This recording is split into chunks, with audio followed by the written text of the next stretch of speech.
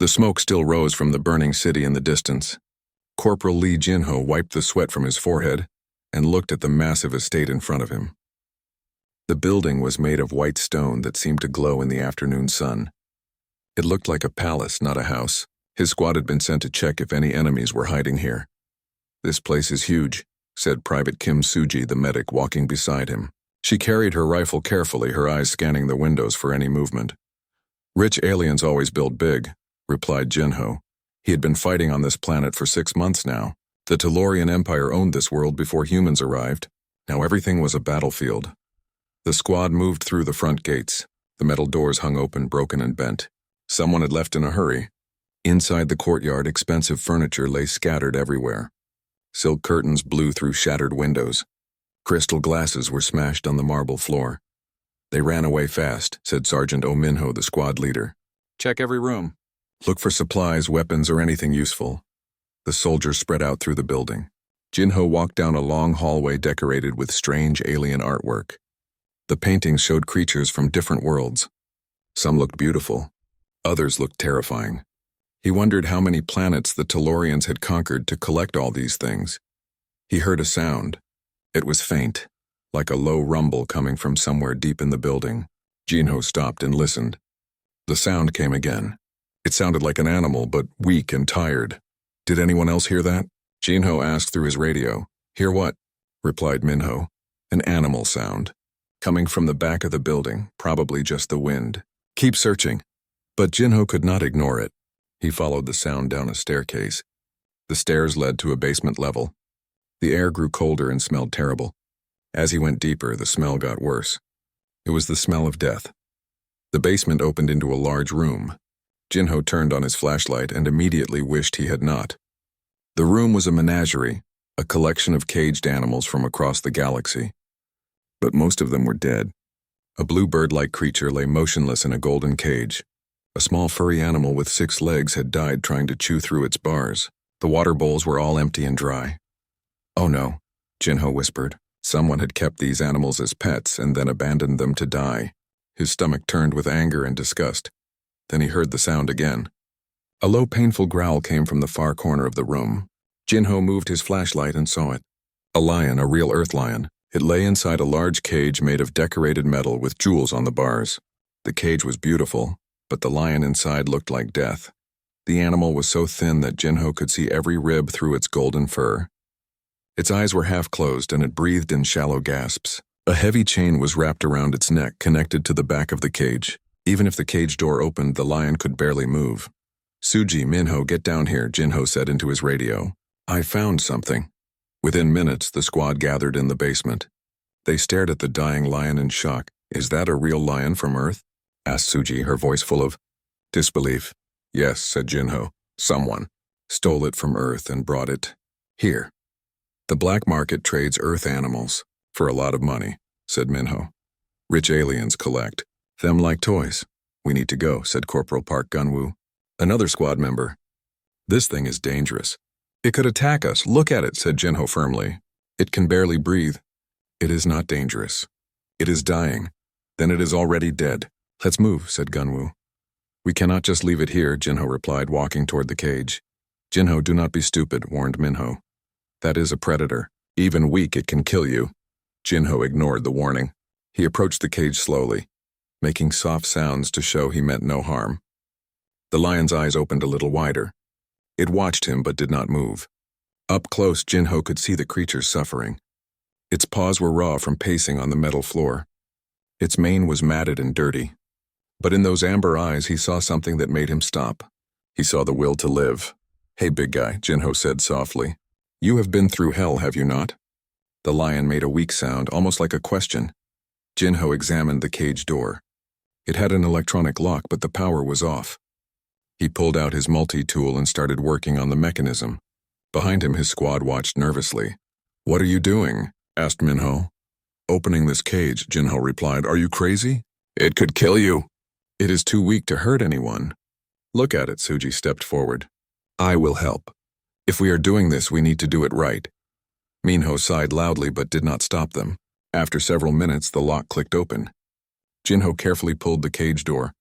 It swung open with a rusty sound. The lion did not move. Jinho entered the cage slowly. The lion watched him but showed no aggression. Jinho worked on the chain around its neck. The lock was simpler than the cage. It opened with a click and the heavy chain fell away. "There," Jinho said. "You are free now." The lion lifted its head slightly and looked directly into Jinho's eyes. For a moment, human and animal shared an understanding. Both were survivors. Both refused to give up. Jinho pulled out his water bottle and poured some water into his hand. He held it near the lion's mouth. The animal hesitated, then slowly licked the water from Jinho's palm. It was such a small thing, but it meant everything. "We need to get it out of here," said Suji. "It needs food and medical attention." "The captain will never allow this," said Minho. "We cannot bring a lion back to base." "Then I will take responsibility," said Jinho. I'm not leaving it here to die." Minho looked at his stubborn corporal and shook his head. "Fine, but you are carrying it." Jinho smiled. With Suji's help, he carefully lifted the lion. The animal was heavy even in its starved state. It did not struggle or fight. It seemed to understand they were helping. As they carried the lion up the stairs and out of that terrible basement, Jinho noticed something. On the lion's chest there was a distinctive patch of white fur among the gold. It looked like a star. "I am going to call you Beck," Jinho said quietly. "White, for that mark on your chest." The lion's eyes met his again, and Jinho felt certain he had made the right choice. Outside the estate, as they loaded Beck into their transport vehicle, Jinho looked back at the mansion. He wondered who had lived here. What kind of person collected living creatures like decorations and then threw them away when it was inconvenient to care for them? He did not know that the owner had been Princess Yura of House Taylor. He did not know that she had fled the planet 3 weeks earlier, ordering her servants to leave everything behind. He did not know that she had over 20 animals in that menagerie and did not care when told they would all die. He only knew that he had found a survivor, just like himself. And he would not let Bayek die alone in the dark. The other soldiers at the base thought Jinho was crazy. When he arrived carrying a half-dead lion, everyone stared in disbelief. Some laughed. Others called him foolish. But Jinho did not care what they thought. Captain Han Doyen was not happy. He stood in his tent with his arms crossed, glaring at Jinho and the lion lying on a tarp outside. Beck breathed slowly, still too weak to stand. "Explain to me why you brought a dangerous predator to my base," Doyen said coldly. "Sir, the animal was abandoned and dying." "I could not leave it there," Jinho replied, standing at attention. "This is a military operation, not a zoo. We have limited supplies, limited space, and enemies who attack us every night. And you want to waste resources on an animal? I will use my own rations, sir. I will take care of it myself. It will not be a burden to anyone." Doyen studied Jinho for a long moment. The corporal was a good soldier. He followed orders, fought bravely, and never complained. But this was different. This was strange. "If that animal causes any problems, any at all, I am ordering it put down. Understood?" "Yes, sir." "Thank you, sir." Doyen waved him away. Jinho left the tent quickly before the captain could change his mind. Private Kim Suji was already waiting outside with medical supplies. She had set up a small shelter using a tent cover to give Beck shade from the hot sun. "How did it go?" she asked. The captain said yes, but if Beck causes trouble, he will be killed. "Then we make sure he does not cause trouble," Suji said with determination.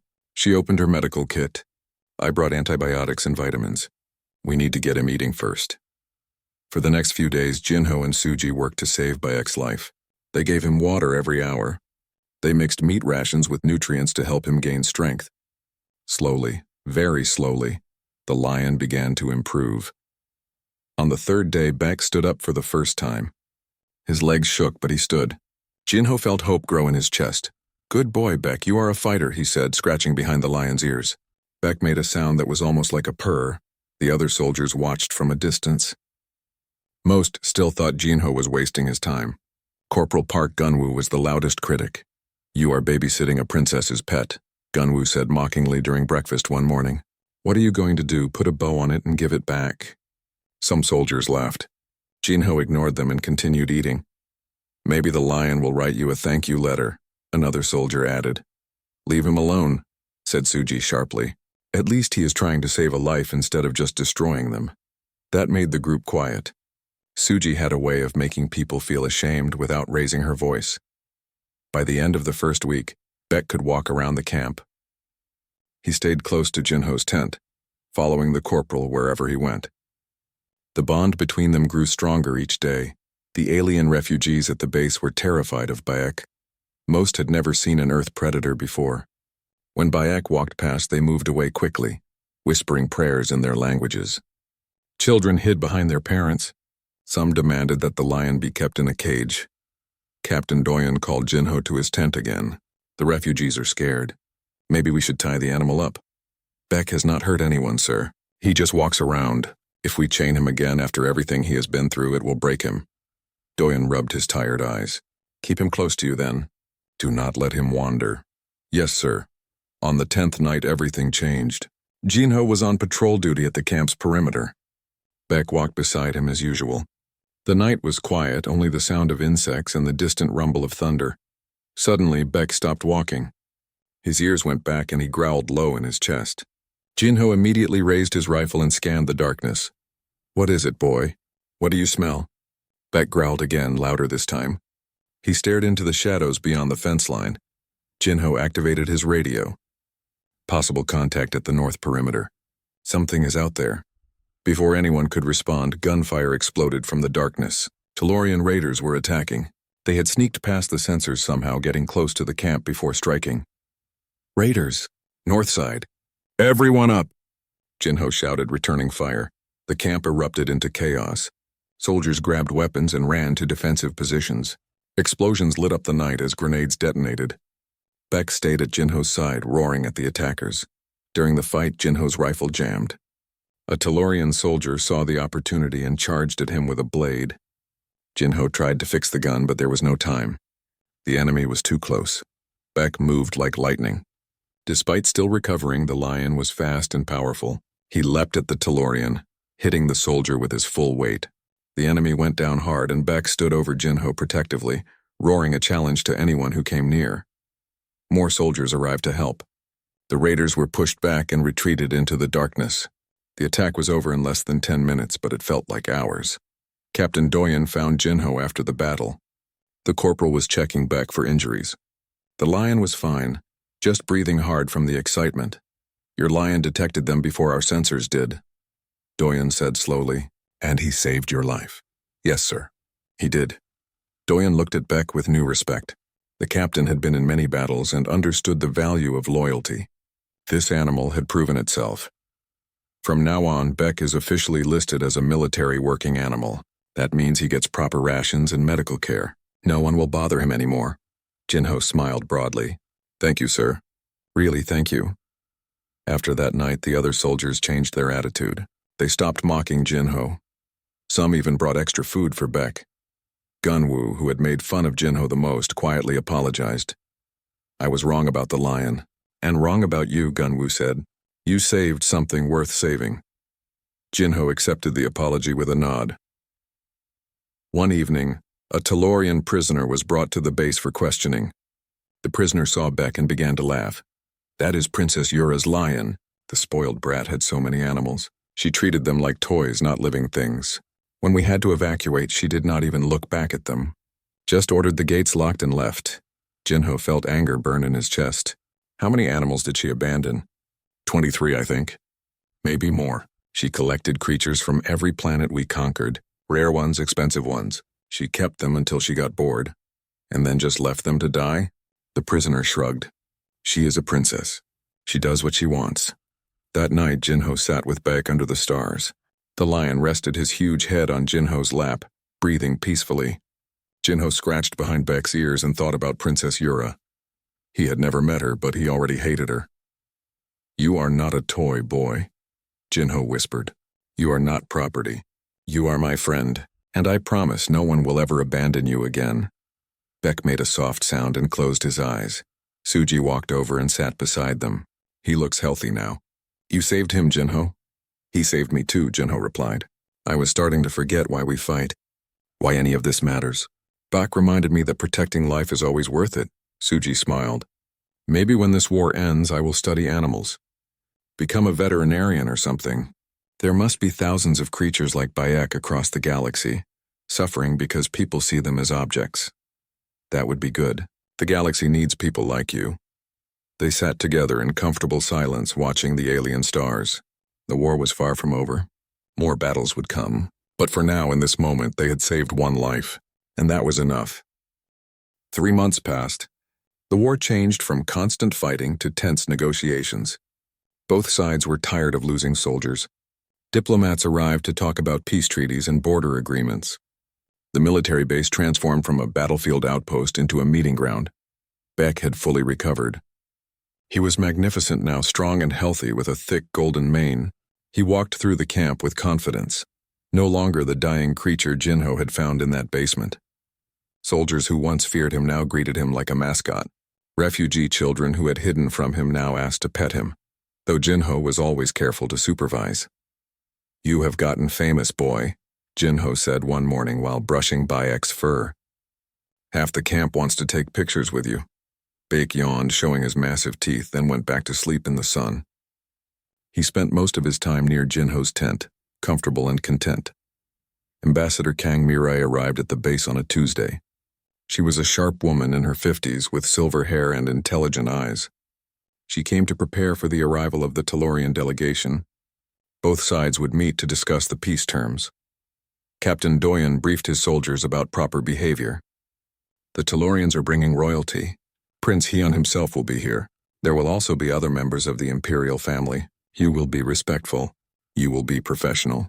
Any incidents, and I will personally make your lives miserable." "Understood." "Yes, sir." The soldiers responded together.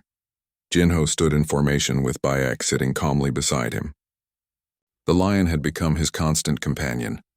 Where Jinho went, Bayek followed. The Tellurian ships landed 2 days later. They were beautiful vessels decorated with gold and silver designs. As the delegation walked out, Jinho saw how different they looked from Tellurian soldiers. These aliens wore expensive robes and jewelry. They moved like they owned the universe. Prince Hyun led the group. He was tall and carried himself with dignity. His face was stern but not cruel. Behind him walked several officials and guards. And then Jinho saw her. Princess Yura was stunning. Her skin had a slight purple tint that marked Tellurian royalty. Her robes were made of fabric that seemed to flow like water. Jewels decorated her hair and neck. She looked exactly like someone who would collect living creatures as decorations. The formal greetings were long and boring, speeches about peace and cooperation, promises of friendship between species. Jinho stood at attention with the other soldiers, trying not to fall asleep standing up. Then Princess Yura's eyes landed on Bayek. She stopped walking. Her expression changed from bored to shocked to angry in seconds. "That is my lion," she said loudly, interrupting Ambassador Kang mid-sentence. Everyone turned to look. Yura pointed directly at Bayek. "That lion belongs to me. It was stolen from my estate. I demand its immediate return." Jinho felt his stomach drop. Beside him, Beck sensed the tension and stood up, pressing against Jinho's leg. Ambassador Kang looked confused. "Princess, I am not sure what you mean." "That earth lion. The one standing with your soldier. It is mine. I collected it years ago.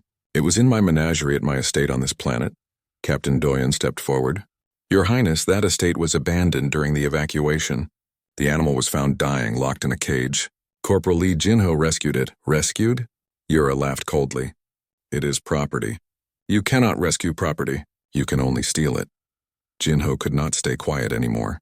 "With respect, Princess, I found Bayek chained in the dark, starving to death. Your servants locked the door and left all the animals to die. I did not steal him. You abandoned him." The silence that followed was heavy. Yura's face turned darker purple with rage. Prince Hyun looked at his sister with something like disgust. "You dare speak to me that way, human?" Yura said with venom in her voice. "I am a princess of the Tellurian Empire. That creature is my property and I will have it returned." "No," Jinho said firmly. "Beck is not going anywhere. This is outrageous." Yura turned to Ambassador Kang. "You humans signed treaties agreeing to respect our property laws. That animal is legally mine. I have documentation proving it." Ambassador Kang looked troubled. She knew the princess was technically correct. The treaties did include protection of property. If Yura had legal proof of ownership, it would be difficult to refuse her claim. Prince Hyun finally spoke. His voice was calm but firm. Sister, perhaps we should discuss this privately. There is nothing to discuss. I want what is mine. You left that animal to die, Jinho said angrily. You had 23 creatures in that menagerie. All of them dead except Bayek, and you did not care. You just ran away and left them. The Tellurian officials looked uncomfortable. Even some of the guards seemed embarrassed. Abandoning helpless animals was not honorable even in their culture. How dare you, Yura hissed. You know nothing about what happened. The evacuation was urgent. There was no time. There was time to pack jewelry and furniture, Jinho replied. There was time to load expensive art, but no time to open cages. No time to give them water? You chose to let them die, and they were just animals. Beck is not just an animal. He is alive. He feels pain and fear and joy. He deserves better than being treated like a decoration. Yura's face twisted with anger. I will file an official claim. The law is on my side. That beast will be returned to me whether you like it or not. She turned and walked away, her robes flowing dramatically. Her attendants hurried after her. The remaining Tellurians looked uncomfortable. Prince Hyon approached Jinho quietly. Corporal Lee, I apologize for my sister's behavior. She has always been difficult. Will she really take Beck away? Jinho asked, his voice tight with worry. She will try, and unfortunately, she has the law supporting her claim. Hyon looked at Beck, who was watching the prince carefully. May I? Jinho nodded. Hyon reached out slowly and let Beck sniff his hand. The lion allowed it, but did not seem friendly. He knows you are related to her, Jinho said. Animals always know, Hyon replied. They sense truth better than most people. He straightened up. My sister is wrong. What she did was cruel, but I cannot publicly oppose her. It would create political problems, so Beck goes back to her. Not if I can help it. But it must be done properly through legal channels. Your ambassador seems capable. Trust her. Hyon walked away to join his delegation. Jinho knelt beside Bayek and hugged the lion's neck. Beck rumbled deep in his chest, a comforting sound. I will not let her take you. I promise. That evening, Ambassador Kang called Jinho to a private meeting. Suji came with him for support. They sat in Kang's temporary office, a converted tent with a desk and communication equipment. The princess has filed an official claim, Kang said, showing them documents on her tablet. She has proof she purchased the lion legally from a licensed exotic animal dealer. She has registration papers. Under the treaties we signed, property rights must be respected. But she abandoned him. Suji protested. That is our argument, Kang agreed. Abandonment constitutes forfeiture of ownership. But proving it legally will be complicated. The Tellurians will argue it was an emergency evacuation. So what do we do? Jinho asked, feeling helpless. Kang smiled slightly. We fight. A tribunal will be convened. Both sides will present their case. It will be a public hearing which works in our favor. How? Because Princess Yura will have to explain why she left 23 animals to die. The galaxy will be watching. Even if we lose the legal argument, we win the moral one. I do not care about moral victories, Jinho said. I care about keeping Beck safe. I know. And we will do everything possible. But you need to prepare yourself. The law is not always fair, and the princess has powerful people supporting her. Jinho left the meeting feeling scared. Beck was waiting outside the tent. The lion stood and walked beside Jinho as they headed back to their quarters. Along the way, other soldiers stopped to show support. We are with you, Jinho, said Sergeant Oh Minho. If they try to take Beck, they will have to go through all of us. Even Corporal Park Gunwoo nodded in agreement. That princess sounds terrible. Beck deserves better. That night, Jinho could not sleep. He lay in his tent with Beck beside him, one hand resting on the lion's side. He felt Beck breathing steady and peaceful. The lion trusted him completely, and Jinho would not let him down no matter what it took. The tribunal was held on the neutral station orbiting Velros Prime. The station was massive, built by the Galactic Consortium to host diplomatic meetings between different species. Jinho had never seen anything like it. The walls were made of materials that changed color. Gravity could be adjusted in different sections. Beings from dozens of worlds walked the corridors. News of the case had spread across the galaxy. Media crews from multiple planets set up cameras. Everyone wanted to see the trial about the human soldier and the princess's lion. Some called it a property dispute. Others called it a question of morality. Either way, it was the most attention the peace negotiations had received. Judge Park Ji-won presided over the case. She was a stern human woman with gray hair pulled back tightly. She had served as a legal officer in the Earth Defense Coalition for 30 years. Her reputation for fairness was known across multiple systems. This tribunal will determine the rightful ownership of the Earth Lion known as Bayek, Judge Park announced to the packed courtroom. Both sides will present evidence and testimony. I will make my decision based on the law and the facts. Princess Yura sat on one side with her legal team. They were expensive lawyers from the Tellurian Empire, wearing formal robes and carrying tablets full of documentation. Yura herself looked confident, almost bored. She examined her jewelry more than she paid attention to the proceedings. On the other side sat Jinho with Ambassador Kang and a small legal team from Earth. Beck lay at Jinho's feet. Calm despite all the noise and strange smells, Suji sat behind them for moral support. Captain Doyen had come as well in full dress uniform. The Tellurian lawyers presented their case first. Their lead attorney was named Velkoth, a tall alien with blue skin and 4 arms. He spoke in perfect human language translated by technology built into the courtroom. Your Honor, the facts are simple, Velkoth began. Princess Yura legally purchased this lion from a licensed dealer. We have the purchase records, registration documents, and proof of ownership. The lion was her property. When Corporal Lee took the animal from her estate, he committed theft. We request the lion be returned immediately and that the corporal face criminal charges.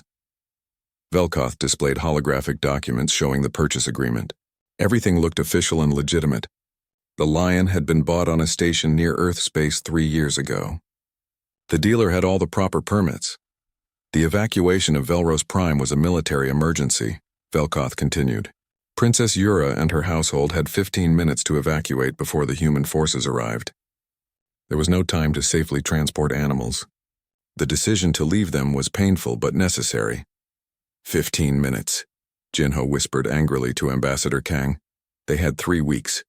We found evidence the staff started packing 20 days before the evacuation. Kang nodded and made notes. The Tellurian team called their first witness, one of Princess Yura's servants. The servant testified that the evacuation was rushed and chaotic. He claimed they wanted to save the animals but had no way to transport them safely. The princess was very upset, the servant said. She cried about leaving her pets behind. Jinho nearly laughed out loud. He had seen what Yura left behind. If she had cried, it was not for the animals. When it was Ambassador Kang's turn, she stood and addressed the judge calmly. Your Honor, ownership requires responsibility. Princess Yura abandoned these animals to die. Under Earth law and basic moral principles, abandonment constitutes forfeiture.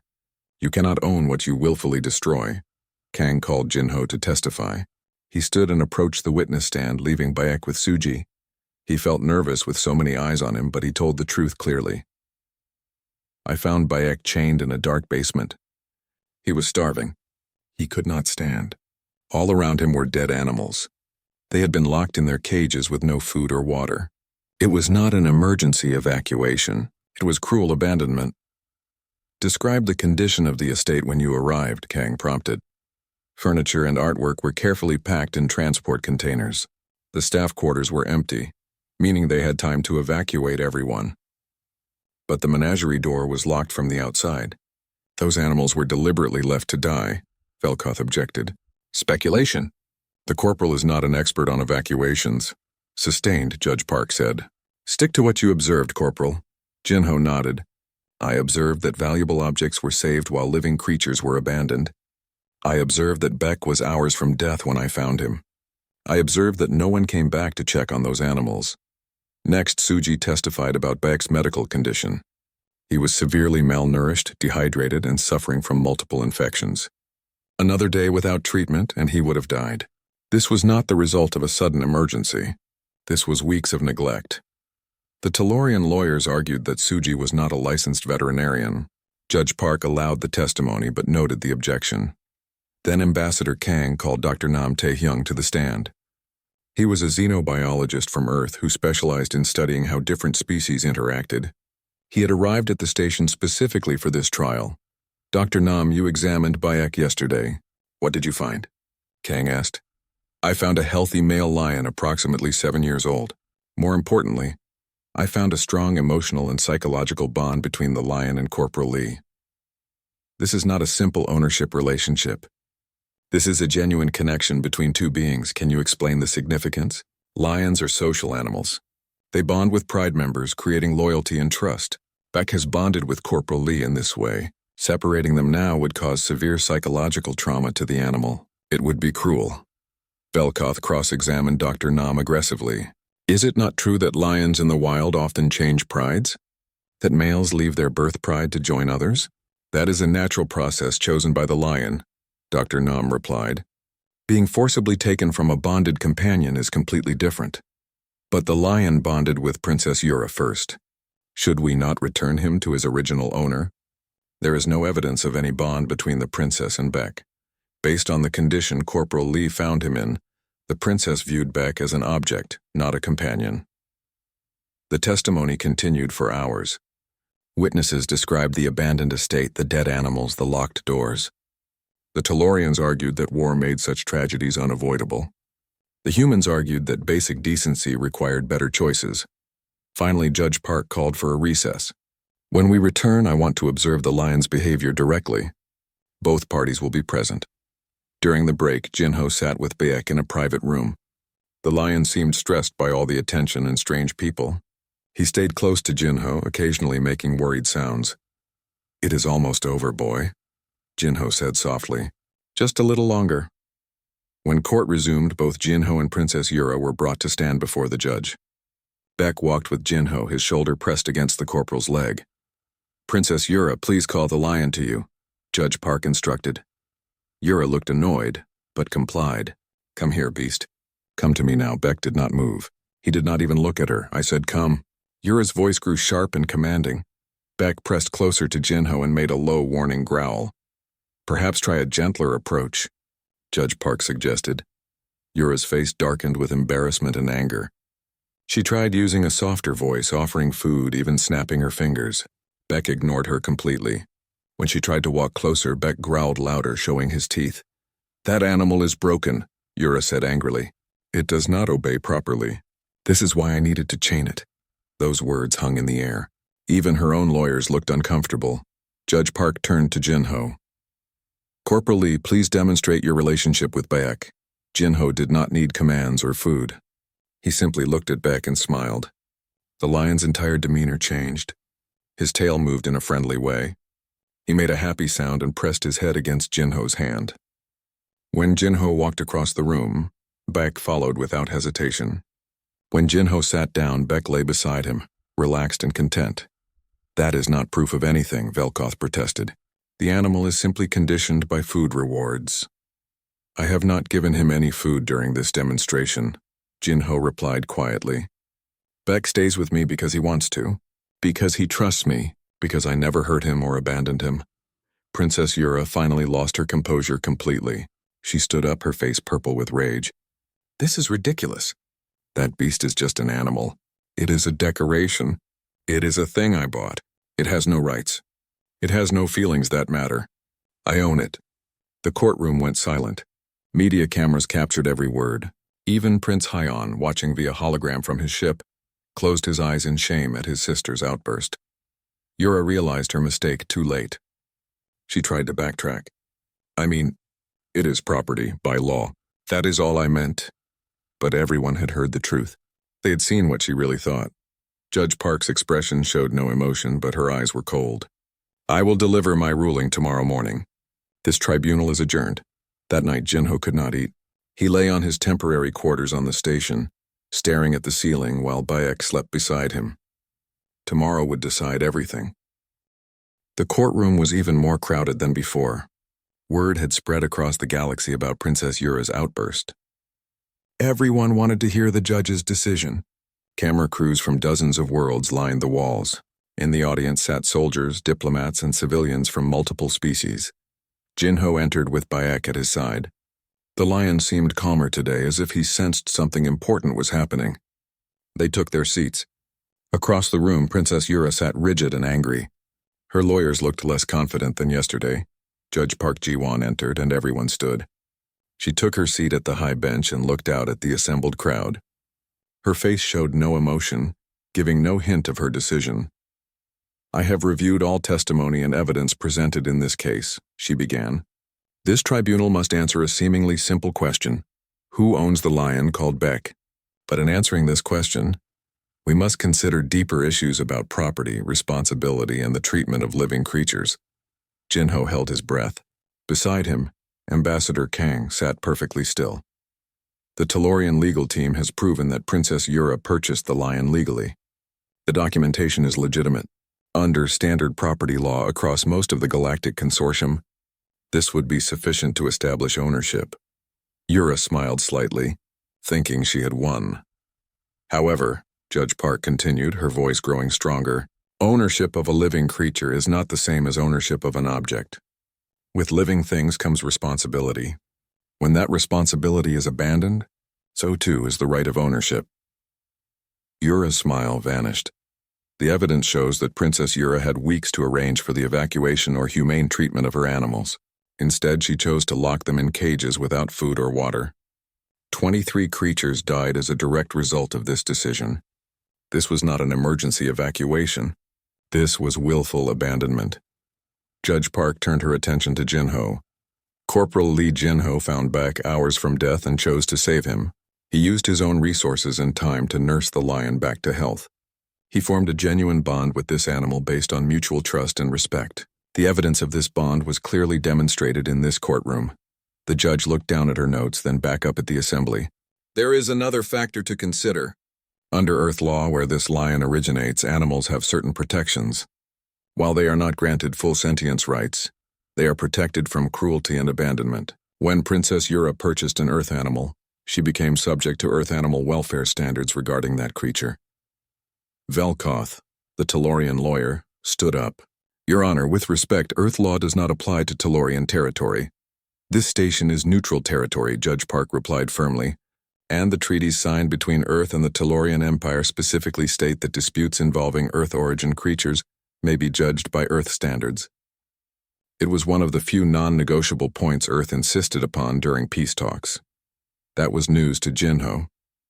He glanced at Ambassador Kang, who gave him a small nod. She had been planning this defense all along. Judge Park continued. My ruling is as follows. Princess Yura forfeited her ownership rights when she abandoned Bayek to die. Corporal Lee Jinho legally acquired Bayek through rescue and proper care. Bayek will remain with Corporal Lee. Furthermore, I am ordering that Princess Yura be prohibited from purchasing or owning any Earth origin animals in the future. The courtroom erupted. Reporters shouted questions. Cameras flashed. Jinho felt tears in his eyes as he knelt and hugged Beck tightly. The lion made happy sounds and licked Jinho's face. Princess Yura stood up furious. This is an outrage. I will appeal this decision. My family will not stand for this insult. You may certainly appeal, Judge Park said coldly. But I doubt it will help your case. Your own words yesterday made it clear how you view living creatures. The galaxy heard you call Bayek a decoration and a thing. That admission will follow you. Yura stormed out of the courtroom, her robes flowing dramatically. Her lawyers gathered their materials and followed quickly. They knew this case had damaged more than just her claim to one lion. It had damaged her reputation across multiple worlds. Prince Haiyan approached Jinho as the crowd began to disperse. Corporal Lee, you have my congratulations. Thank you, Your Highness. My sister has brought shame to our family. But perhaps this shame will lead to change. I am already working on new laws regarding the treatment of exotic animals in our empire. Your case has shown us we can do better. Yan reached out and Bayek, surprisingly, allowed the prince to touch his head briefly. He knows you are different from her, Jinho observed. Animals always know, Yan agreed. Safe travels, Corporal, and take good care of your friend. The next few weeks passed quickly. The war officially ended with a peace treaty. Human forces began preparing to leave Velros Prime and return home. Jinho received official orders reassigning him back to Earth. Captain Doyen called him to his office one last time. You caused me more headaches than any 10 soldiers combined, the captain said, but he was smiling. However, you also showed courage and compassion in difficult circumstances. I have recommended you for a commendation. Thank you, sir. That means a lot. You are also cleared to bring Beck home to Earth. The military has classified him as a working animal and veteran companion. He will have full transport accommodation and will be allowed to live with you wherever you are stationed. Jinho felt overwhelming relief. I did not know if they would allow it. After this case, no one wants to be the person who separates you two. Besides, Beck is more famous than most generals now. Good for public relations. Private Kim Suji decided to leave military service. She had been accepted into a xenobiology program at a major university. Her goal was to become a veterinarian specializing in exotic and alien species. You inspired me, she told Jinho as they packed up the base. Watching you save Bayek made me realize what I want to do with my life. I want to protect animals across the galaxy. You will be amazing at it, Jinho said. And if you ever need help with a difficult case, Beck and I will be there. They hugged goodbye, promising to stay in contact. The transport ship that would carry Jinho and Bayek home was large and comfortable. A special section had been prepared for Bayek with plenty of space to move around. Other soldiers on the ship wanted to meet the famous lion. Beck tolerated the attention but always returned to Jinho's side. During the long journey through space, Jinho spent hours looking out the viewport at the stars. He thought about everything that had happened. He had come to Velros Prime as a soldier fighting a war. He was returning as something more. He had learned that compassion was not weakness, that protecting life, even one life, mattered. News of the trial had spread across Earth. When the transport ship finally landed at the military base, reporters were waiting. Jinho had become a minor celebrity. They called him the Lion Soldier. News programs ran stories about the human who stood up to an alien princess to save an animal. Jinho did not enjoy the attention. He gave a few brief interviews, always emphasizing that he did not do anything special. I just did what anyone should do, he said. Beck needed help. I helped him. That is all. But people saw it as more than that. In a galaxy where different species often clashed and misunderstood each other, here was a story of genuine connection. A human and an Earth predator, brought together by cruelty, finding friendship and loyalty. The military offered Jinho several positions. He could continue as a soldier or teach at the academy or work in public relations. But Jinho had different plans. There was a sanctuary in the countryside several hours from the city. It was a place where rescued exotic animals could live in peace. Many of the animals had been stolen and sold on black markets, just like Beck. The sanctuary needed experienced staff who understood both animals and security. Jinho accepted a position as head ranger. It came with a house on the property where Beck could live with him. The pay was less than military work, but Jinho did not care about money. He cared about doing meaningful work. The day they arrived at the sanctuary, Jinho opened the transport crate and Bayek stepped out onto grass for the first time in years. Real Earth grass, not the artificial ground of military bases or space stations. The lion stood still for a moment, then began walking around slowly, sniffing everything. The sanctuary director, an elderly woman named Park Yoonji, watched with tears in her eyes. He is beautiful, and you saved him. Thank you for bringing him home. We saved each other, Jinho corrected gently. Over the following weeks, Bayek explored his new home. The sanctuary had large enclosed areas where animals could roam safely. Bayek had his own section with trees, rocks to climb, and a small pond. But his favorite place was still beside Jinho. Every morning, Jinho would wake to find Bayek sleeping on the porch outside his house. They would walk the sanctuary together, checking on the other animals. Beck seemed to understand that this place was safe, that the creatures here were under protection. Word spread about the sanctuary that housed the famous lion. Donations increased. More rescued animals arrived. Suji visited during her university breaks, volunteering and learning from the staff. She and Jinho worked together on several difficult cases, saving animals that others had given up on. One evening, Jinho sat on his porch watching the sunset.